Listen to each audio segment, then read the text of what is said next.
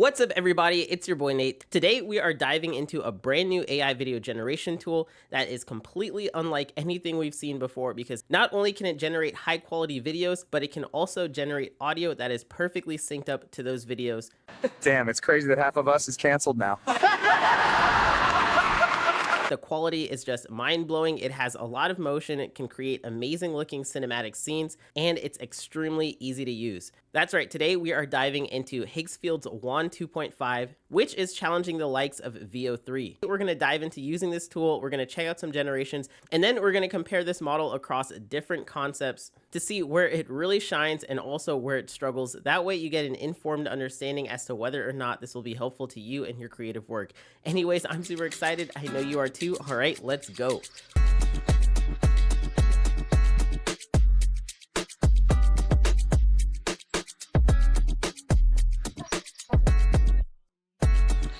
So this is what Higgsfield looks like when you first open it up. And if you've never used Higgsfield before, essentially it's an AI generation platform that allows you to use a bunch of different AI tools, whether that's creating images, making videos, or even editing those images, and a whole lot more. It can also handle things like upscaling, making realistic image edits, and a really cool thing about this is that it uses a bunch of different AI models, so that way you're able to pick and choose what's going to be best for you in your creative work. Higgsfield is extremely powerful because you get access to a bunch of different AI models rather than just one. So here, when we first load it up, you'll see that we have this new section here called WAN 2.5 Community, because this is a brand new AI video model that they just added and that you're going to be able to access today when you go over to Higgsfield.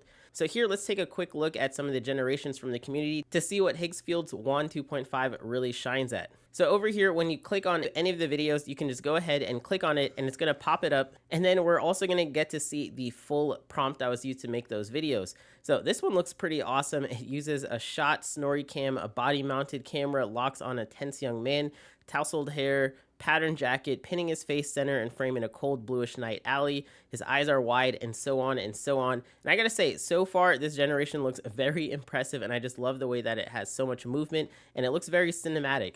I can definitely see this being used in a silly horror short film. Another cool one that we have here looks like Gandalf holding up an iPhone, and it's really cool because we not only get a realistic looking character that is based on a real person, but we also have the iPhone there with the proper Apple logo. So let's go ahead and take a listen to hear what the audio also comes out. The greatest magic is an iPhone. And yeah, that's extremely impressive because the audio looks like it really belongs with that video. And then we also have some more generations here, like this really high quality image of this macro shot of this bioluminescent insect. We also have this other video which looks highly realistic of a woman showing that her favorite flavor of potato chips is Lay's chips.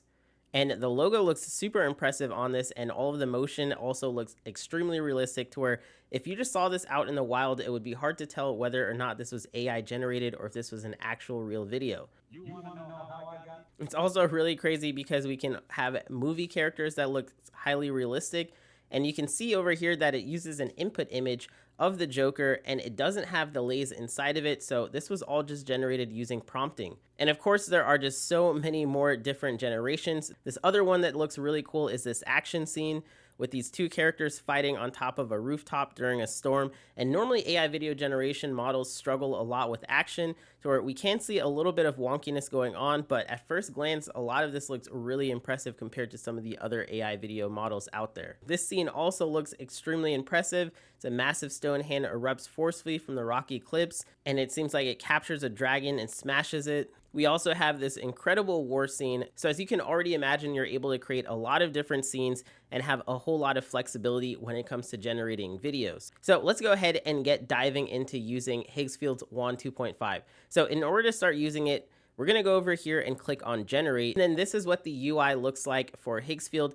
Now you might notice that every single generation that I have here has this woman and it says general underneath it. And that's because that's the thumbnail for WAN 2.5's general effects. If you're curious what the general WAN 2.5 means, it's just the general video effect for creating this video. So essentially, if we were to go over here to the left-hand corner and click on change, you'll see that we have highlighted WAN 2.5, and then we have general, which is the only one available. But if we were to click on Higgsfield, there are a bunch of different effects, and you can almost think of these as presets for generating your videos. So if you wanted to create a garden bloom effect, you can click on this one here, and then it's going to generate that video using Higgsfield's DOP model, and then it's going to be using that garden bloom effect. So currently there are no effects built in for the WAN 2.5 besides just their general one, and this is just the thumbnail that they're using for communicating their general video effect, which really doesn't apply an effect at all. Now, knowing that Higgsfield typically adds in a bunch of different effects for their video models, by the time that you're watching this video, you might actually see more effects being plugged in there. But for our purposes, the general option is going to be able to generate a lot of videos, and all of those example videos that we were seeing previously from the community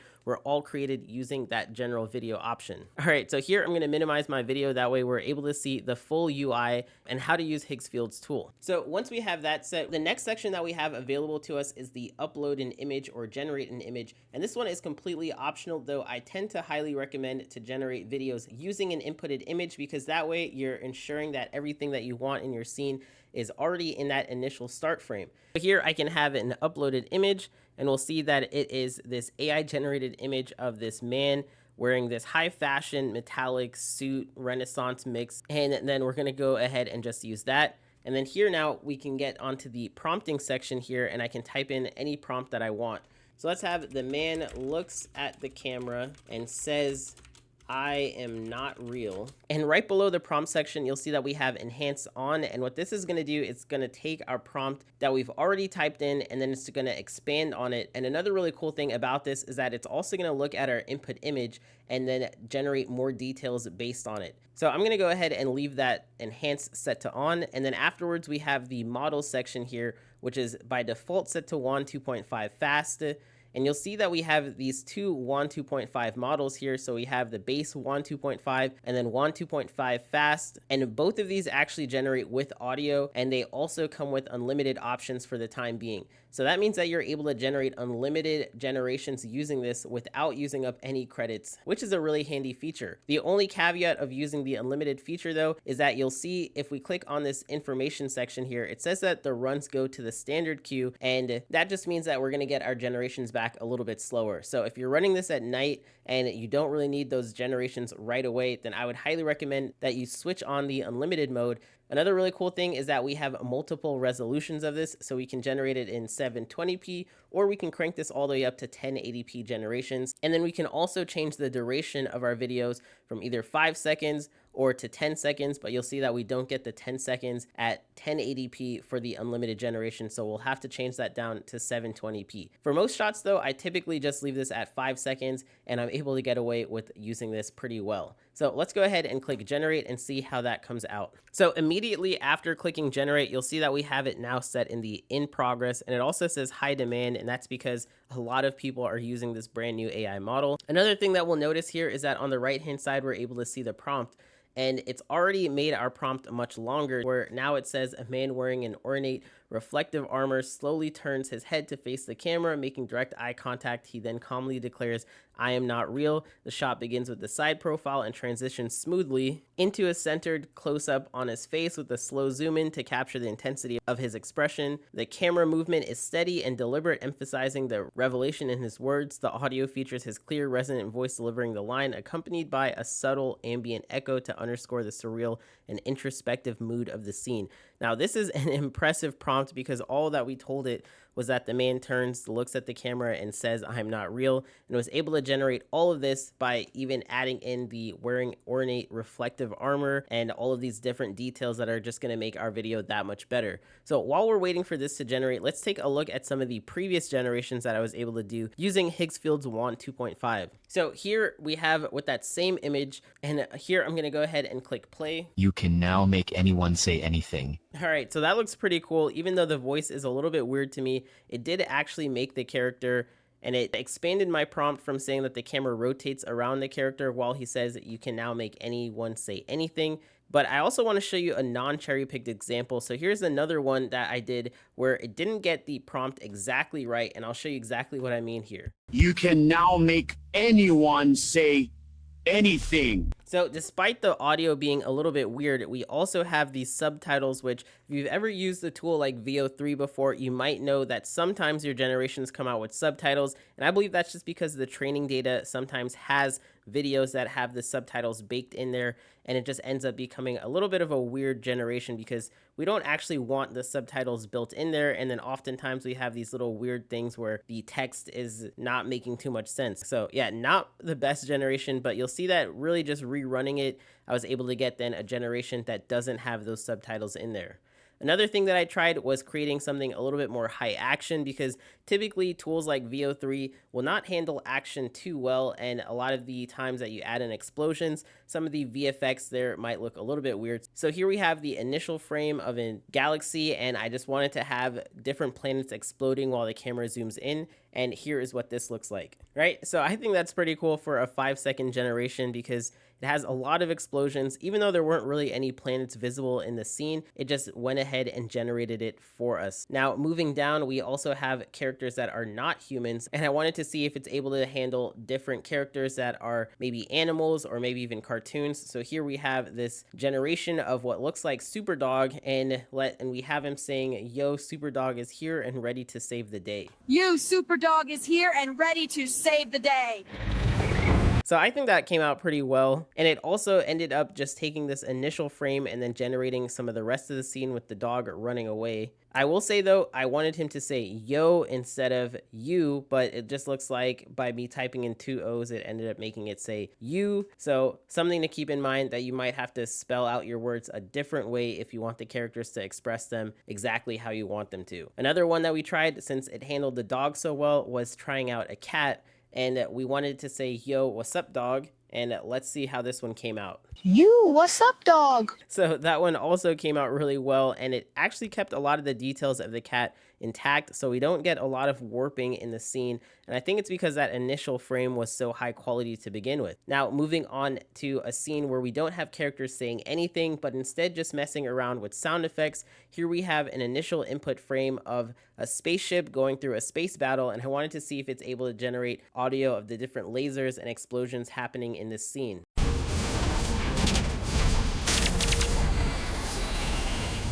So this one also came out pretty well. We don't have too much of the explosions as much as I expected when it came to the audio, but we do have the engines roaring, and we also have the laser sounds and the motion being captured pretty well in the audio. And not only that, it also generated a pretty decent scene just based off of that initial input frame. Now, moving on to something a little bit more surreal, we also have a statue holding a gun. And the reason I wanted to try this out is because a lot of AI video generation platforms will censor your generations if you have any weapons, specifically things like assault rifles or guns in there. And it's kind of a little bit of a huge limitation, because whenever you're trying to generate a video that's an action scene, you're pretty accustomed to seeing action scenes with guns or weapon play inside of a movie, but when it comes to AI video generations, a lot of them will be censored in that regards. So here I wanted to just test it out and see if it's not going to generate this, but it actually ended up generating the scene exactly how I wanted it. So we wanted to have this statue shooting this gun, and let's see how that one came out.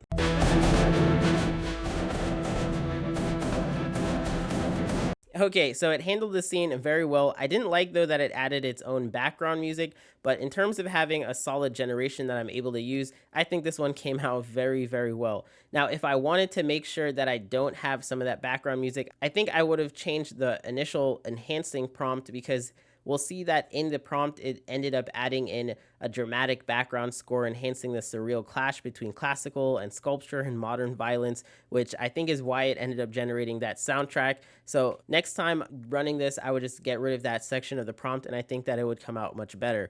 And then also trying out a different scene, a close-up. Let's see how it also handled this action scene.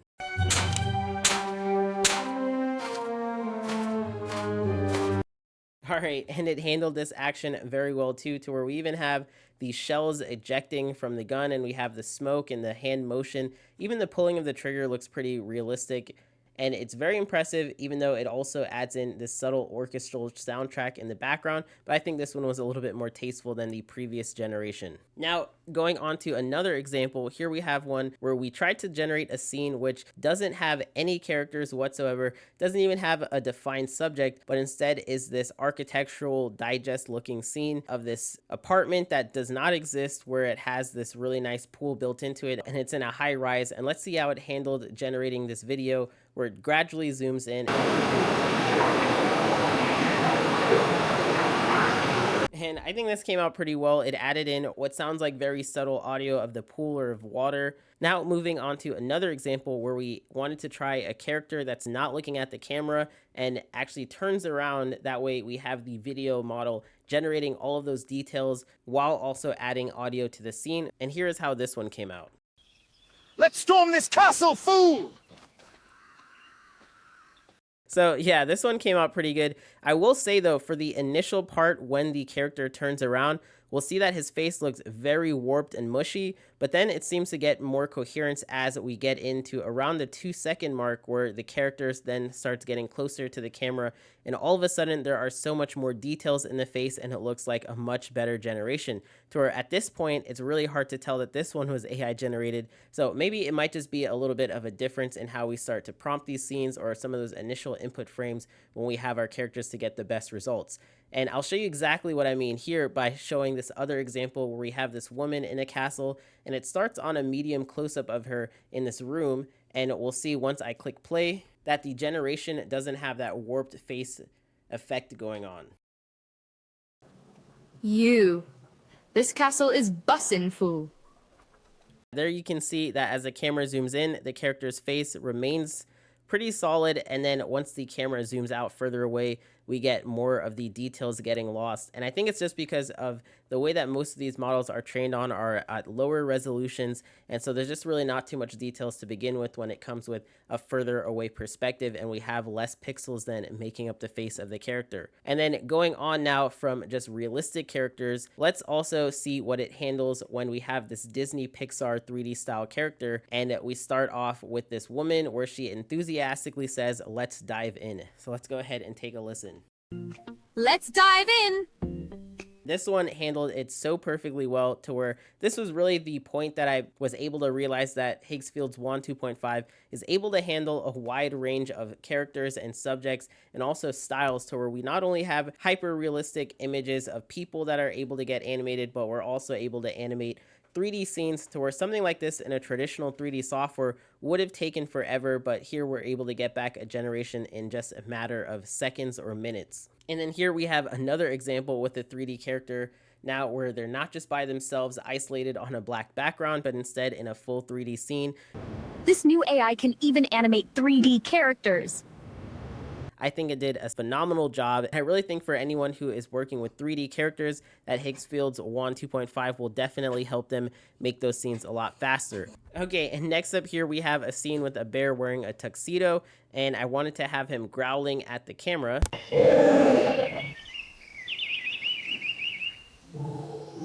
And this one also came out very impressive. So it's also able to handle animals. And this one is an example where if someone was looking at this, they would not be able to tell initially that it was generated using AI. Can you believe none of this is real? Now, besides some of the background getting low resolution towards the end of it, all of this is AI generated, from the person to the entire background scene and the way that the camera moves. Another really great example, we're also able to plug in 2D illustrations, and here I have one with Chriselle sitting on a pile of money. This is next level AI video with sound. Yeah, so I think this one is extremely impressive. It's able to handle the animations of this 2D character so realistically, and it's definitely a game changer if you're working with any 2D illustrations, because all of a sudden now you're able to get an animation that looks convincing, and you're also able to get audio built in right there. Let's now go ahead and check on that generation that we first did, because all of these videos that I showed you were generated using that same exact technique of uploading in an initial frame and then typing in a prompt, leaving enhanced prompt on, going with the WAN 2.5 model, and then going ahead and clicking generate. And let's go ahead and see how this one came out. I am not real. Yeah, wow, this is extremely impressive. So I hope you all enjoy playing around with this brand new AI video generation tool and checking out Higgsfield's WAN 2.5. If you guys want to go ahead and sign up for Higgsfield, we're going to have a link down in that description box. So make sure you go ahead and check it out so you don't miss out. Anyways, thanks for watching. Hope to catch you in the next one. Until next time, all right, peace. Whoosh.